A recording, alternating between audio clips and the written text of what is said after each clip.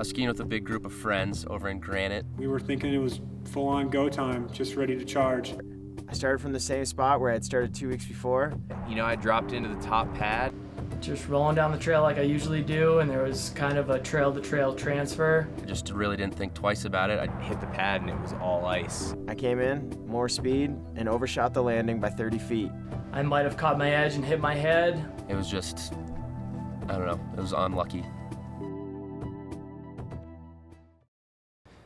We love to ski, snowboard, but the problem is that there's all this carnage. And as you become an experienced action sports athlete, you see that carnage.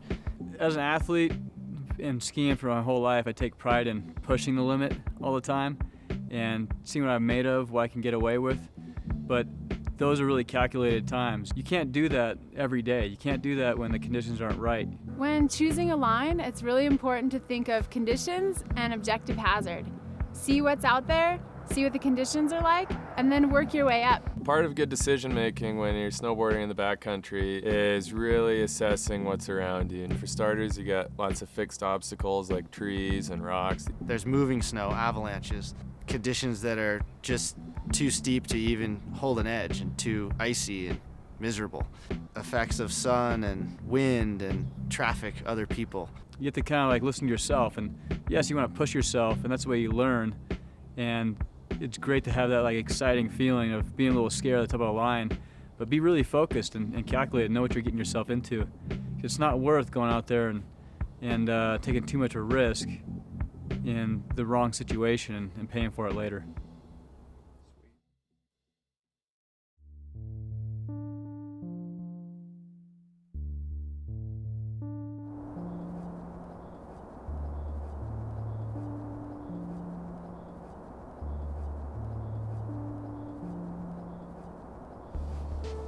My name's Phil Hoban. I'm 28 years old.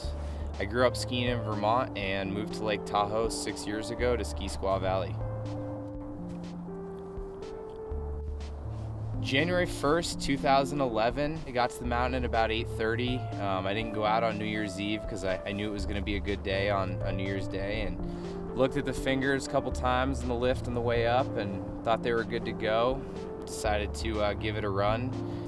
Tried my luck at the box chute and got into it, caught some ice, lost a ski, and went for a tumble, hit the rock.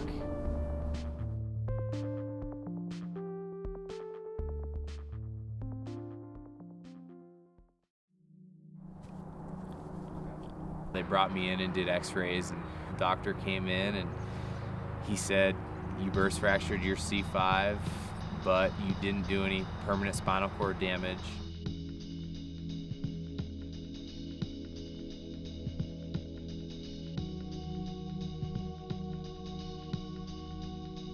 So I was in ICU for 7 days, and basically after 7 days, I went to the Renown Rehab Facility and did about 4 or 5 hours of therapy a day. Occupational therapy for my hand, because my hand didn't really work at the time. And then obviously physical therapy to, try to get walking again.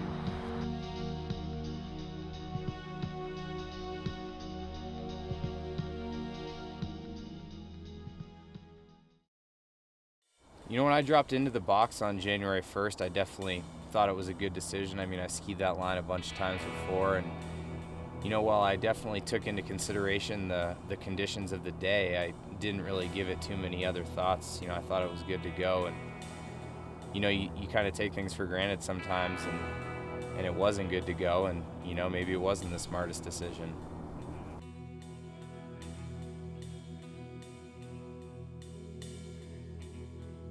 Looking back on my accident, there were a bunch of things that day that, could have been contributing factors. I was on reverse side cut, reverse camber, powder specific skis. The visibility wasn't great. It was definitely kind of a storm day. It was definitely still kind of early on in the season to be getting into the fingers and thinking about making a lot of turns through the fingers.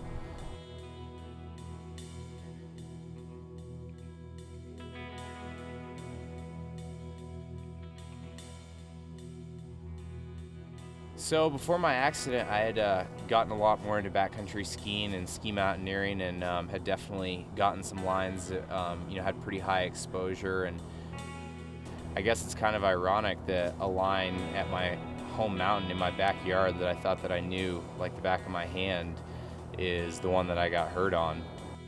Anytime you're in the mountains, you can never let your guard down, even if you are in an area that you think you know really well. You always have to be aware and always be making good decisions.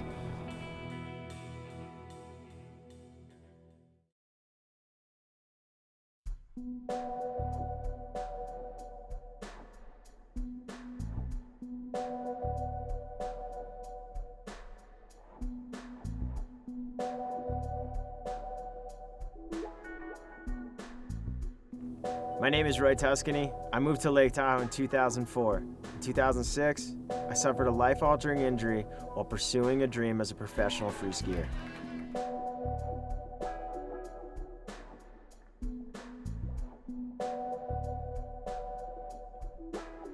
I put myself in a situation at Mammoth Mountain. I started from the same spot where I had started 2 weeks before, but this time something was different. I came in, more speed, and overshot the landing by 30 feet. It was a mistake on my part for not checking the speed and not taking into consideration the change in the snow conditions. And it was my mistake that I'll never be able to take back. The crash burst fractured my T12 vertebrae into my spinal cord. The resultant surgery put 2 plates, 2 rods, and 8 screws into my back to relieve the pressure off my spine. Everything from my belly button down had gone numb and laid motionless. I was now an incomplete paraplegic.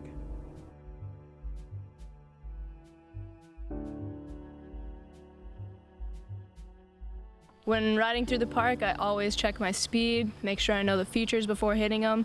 You don't want to come up on something blind and not know what's beyond the lip. A few miles an hour too slow, a few miles an hour too fast. You could be landing on rocks, you could be landing in the flats, and just make sure you're really confident with knowing the correct speed. Every day before I even make a run through the park, I always check my speed. It lowers your chances of getting injured, and it's definitely really important. These types of accidents and injuries are all too common in the winter action sports community. It is necessary to make sure that you take all the precautionary steps that you can before entering into these sports. Smart decisions come from checking your landings, checking your speed, knowing your conditions, staying within your ability, and always wearing a helmet.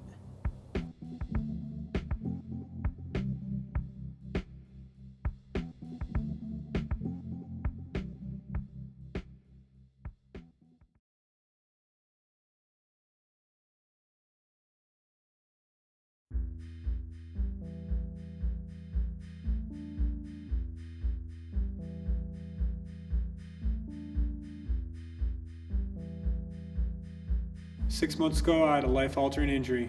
I was caught in an avalanche while backcountry snowboarding in Japan. The day of my accident started like many other in my life. Full stoke, going out to shred some pile. We had paid attention on the way up and didn't notice much avalanche activity. It was windy, but there wasn't much fresh snow. We were thinking it was full-on go time, just ready to charge. I looked up and I saw my friend cresting the horizon, moving right into the gully right above me. And with the second turn that they made, the whole gully cracked ear to ear.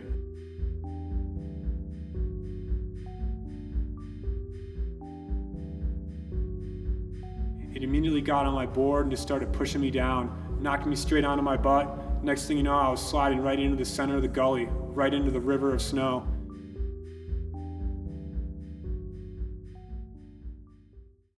Being familiar with the terrain and knowing avalanche terrain and what to look for is really key, because a small amount of snow that knocks you off your feet and starts pushing you down into a gully can turn into a lot of snow and easily bury you.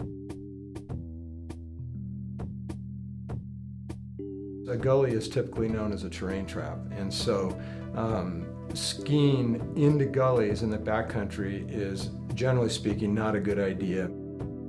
The other type of terrain trap I can think of are benches. Any place where snow can start to build up and then slow down, and if you're caught, bury you, like in a gully or on a bench, is the type of terrain trap that people should be aware of. The way that Avalanche moves down a slope, it has a lot of these compression points. So as soon as I hit an undulation in the gully, the snow would all compress on me. I would get folded in half and basically feel like my upper body was getting smashed into my knees, and I would get whiplashed back. On one of those occasions, my right binding on my split board blew off my board, and that left my snowboard only attached to my left foot. Next hit, snowboard basically levered me open, ended up pulling apart my pelvis in a couple spots, dislocating my shoulder, and tearing up my knee. Granted, we had seen a lot of slides in Japan in the previous days, and it definitely should have been on my mind more. When I made that move into the gully, I didn't think about the avalanche potential. But reality was, when I made that move, I put myself in the danger zone, and then I parked myself there. One of the most overlooked things, and something which is taught or should be taught in the avalanche classes, is what we call the human factor. And that is that there are dynamics that are set up in groups which are not really relevant to what's going on in the snowpack or what's going on that day. Being familiar with the backcountry that you're traveling in or skiing in or riding in is a double-edged sword. It's easy to get caught in a mode where you've been there before, you've skied it before, you've seen it before, you've done it successfully, and that familiarity can lead you to take things for granted based on past experience.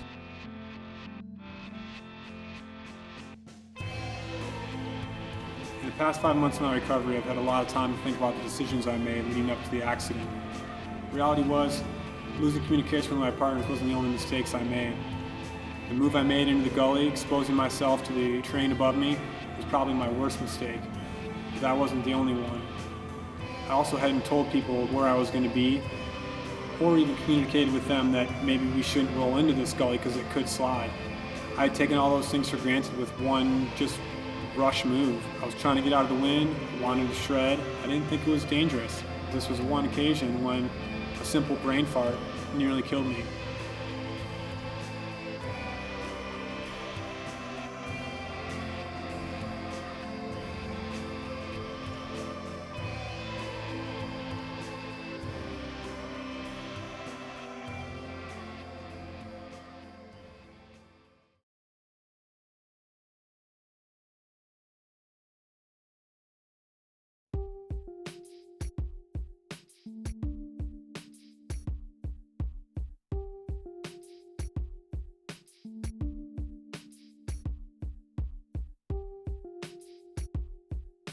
Hi, my name's Steve Wallace, and on April 10th, 2008, I broke my back at Squaw Valley.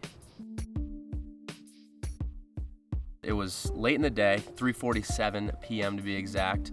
I was skiing with a big group of friends, and I did a couple high-speed turns and just went over to hop over a little rock, and on the other side was a traverse mark with some sticky snow, and I basically left my skis there, coming out of them, landed on my chest, broke T6 through 12.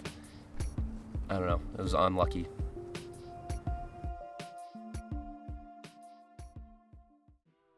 So after I got hurt, everything from Squaw Valley Ski Patrol to my life flight extraction turned out perfectly. I got really lucky with all that.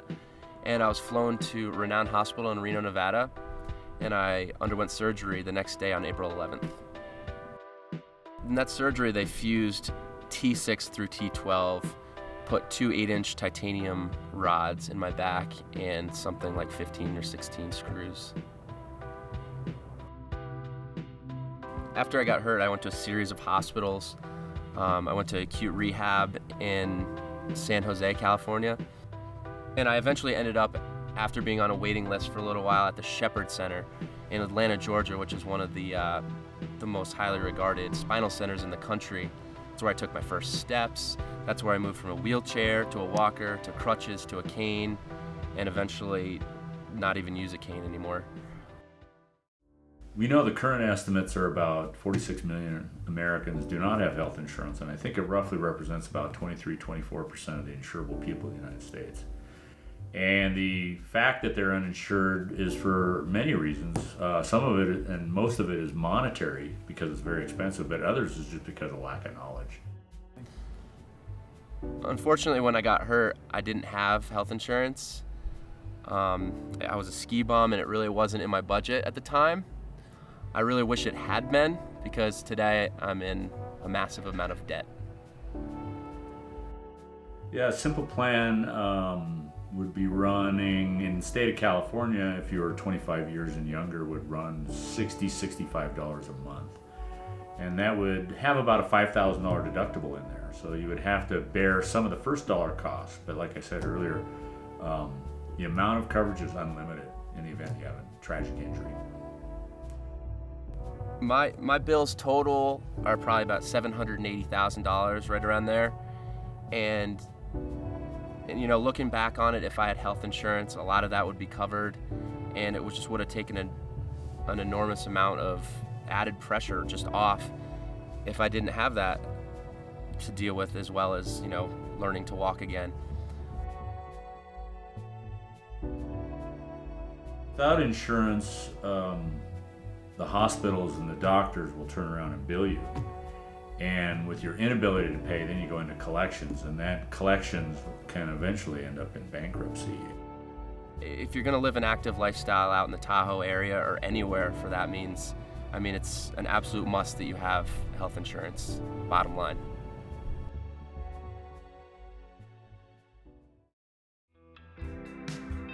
It's been over 3 years since my injury and roughly 1,100 days of therapy, which I continue to do. And without that therapy, I wouldn't be in the condition that I am today.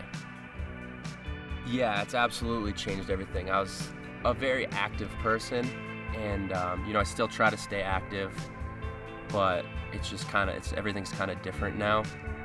I still enjoy skiing, obviously at a different level. I still enjoy biking, I still enjoy swimming, but everything's just at a different level. So it's a new life, basically.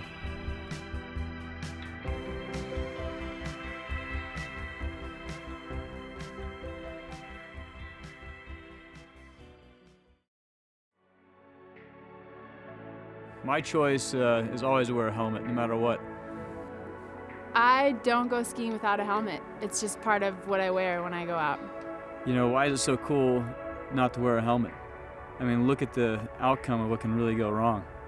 As a professional skier, I definitely wear my helmet every single day. It's as important to me as my skis are. If I'm at the mountain and I don't have my helmet, I'm not going to ski that day. You can take, like I said, a severe injury, make it mild, or you can take what would have been a mild traumatic brain injury and having it be a nothing. You know, you can get a full new shoulder, you get a full new elbow, you get a full new knee, hip, but you only get one brain. I just feel like any time I'm riding, it's not that big of a pain in the butt to wear a helmet, and it could save your life.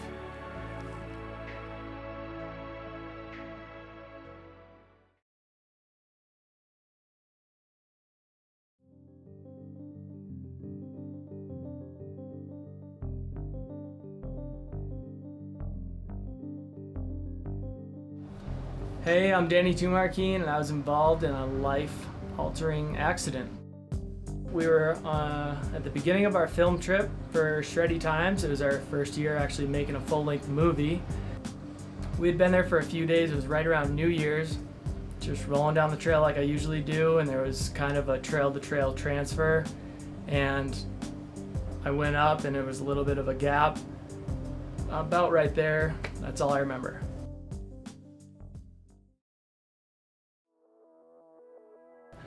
I might have caught my edge and hit my head. I may have continued on and hit a tree, and then, I mean, that's where they all found me. It was off the trail, so maybe a combination of the two, I'm not really sure. You can pretty much fast forward 3 to 3.5 weeks. I don't remember a thing. I was not wearing a helmet, and yeah, I wish I was. I can't imagine being my parents, or my brother for that matter, and getting the phone call from my brother to my parents like, hey, Danny was just in a really horrible accident. He's in his first surgery already. He was airlifted from the ski resort, and I'm not sure if my brother's gonna live.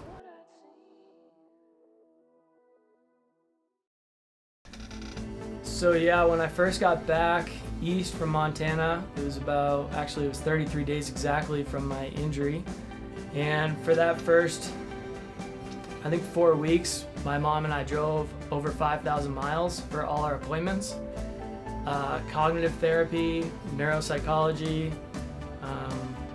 physical therapy, speech therapy. I might have said that already, but I had a brain injury. So that was super tiring and hectic. Yeah, I'm gonna wear a helmet, of course. I wish I was wearing a helmet my whole life. Kind of dumb reasons not to. I felt uncomfortable.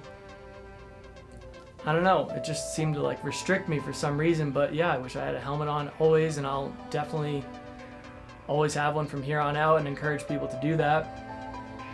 It's a silly thing if people think, you know, it's like a fashion statement, like, oh, I'm just gonna wear a hat and goggles because it's not cool to wear a helmet. Well, it should be cool to wear a helmet, I think. My job was, before this injury, I pretty much competed in the Dew Tour, US Open, a lot of random competitions. Money was good. It was enough to live off of, which was sweet, and it was the life. It's rad. Yeah, it's changed since my accident. I can't fall and hit my head again. I'm done competing. It's depressing, but it's something I've had to deal with for the last 6 months, so I'm alive. That's kind of the upper side of things. I definitely could have died. I was you know, that kid who thought, yeah, I never hit my head. To be honest, I had never hit my head once up until this point while snowboarding. I mean, I had never fallen and like just hit my head on a rail, snow, anything, nothing. I'd never fallen. I've been to Super Park, hit over 100-foot jumps and everything, not worn a helmet, not smart. I really only wore a helmet when it was required at the Dew Tour, the Open, any competition like that. But it goes to show you never, like, people somehow think they're gonna know when this injury is gonna happen, or I'm hitting this jump, it's not that safe. Maybe I should wear a helmet. It's not like that. I'm a perfect example. It was just a day chilling with your friends, and next thing you know, hospital. So yeah.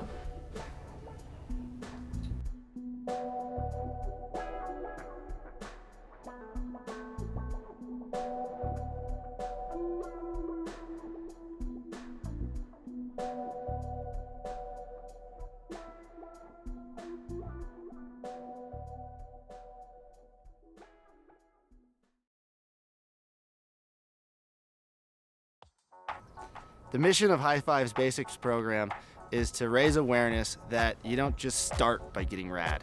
You start with simple and you move your way up. What we're doing is taking kids and teaching them fundamentals. You don't watch a video in the morning and then go to the terrain park and try a triple cork. No, you start with just a simple pop and a spin or a single backflip.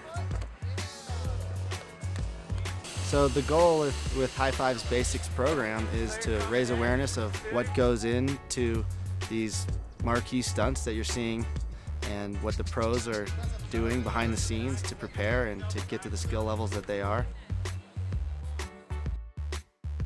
As well, it's to prepare people so that they're aware and safe in these crazy situations, which are what we try to get ourselves into all the time with these sports that we love. Last thing we want is rules and regulations. We don't want sanctioning bodies that say, oh, you can't do a double backflip today. I want everybody to go do that, but I want them to realize that Timmy Dutton started with a single backflip, and Shane McConkey did 300 some odd skydives before he did a base jump off of a simple bridge. And there's so much more focus and dedication that go into making action sports heroes who they are than people know.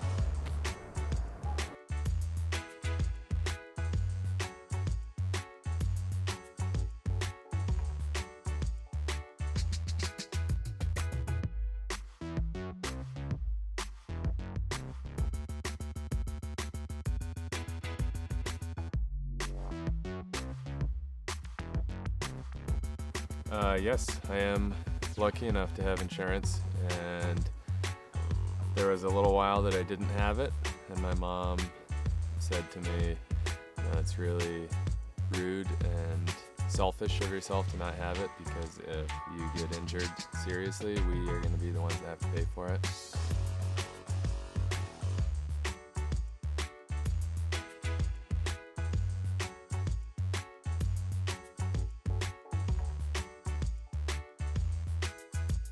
Am I gonna wear a helmet? Yes. Wear a helmet, damn it. What else? I don't know.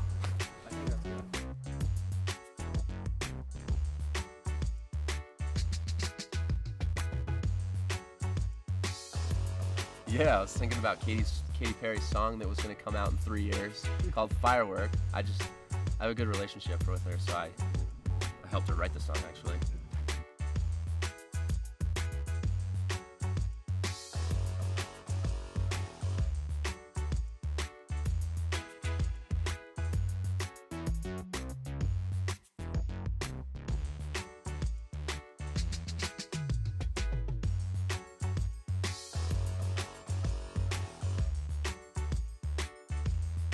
John Muir says, "Mountains speak, wise man listens."